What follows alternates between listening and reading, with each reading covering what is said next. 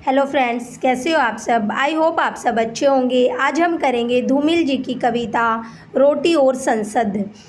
सबसे पहले जान लेते हैं धूमिल जी का पूरा नाम क्या है। इनका पूरा नाम सुदामा पांडे धूमिल है और इनका जन्म वर्ष क्या है 1936 में इनका जन्म हुआ।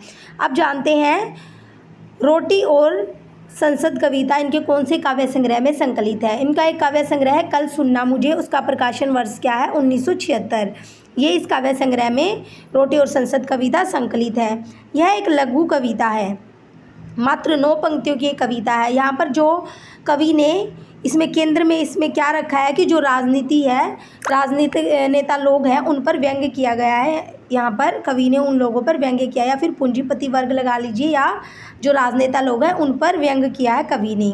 अब कवि कहते हैं एक आदमी रोटी बेलता है, एक आदमी रोटी खाता है, एक तीसरा आदमी भी है जो न रोटी बेलता है न रोटी खाता है, वह सिर्फ रोटी से खेलता है। मैं पूछता हूँ यह तीसरा आदमी कौन है। मेरे देश की संसद मौन है। अब यहाँ पर जो एक आदमी रोटी बेलता है, यहाँ रोटी बेलता से तात्पर्य है किसान वर्ग से।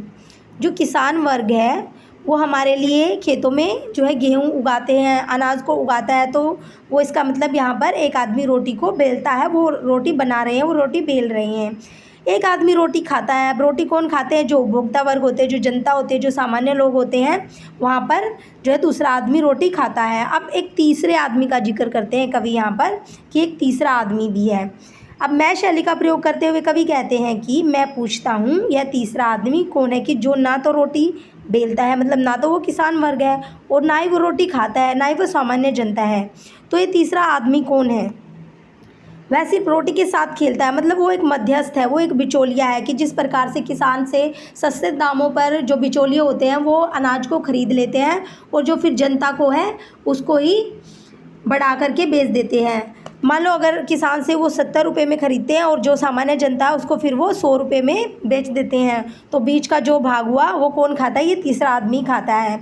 इसलिए यहाँ पर जो पूंजीपति वर्ग है और जो राजनेता लोग हैं उन पर कवि यहाँ पर व्यंग्य करते हैं। अब कवि कहते हैं कि यह तीसरा आदमी कौन है। मेरे देश की संसद मौन है, कि मेरे देश की संसद मौन है। उनके पास भी इस बात का कोई जवाब नहीं है। क्यों?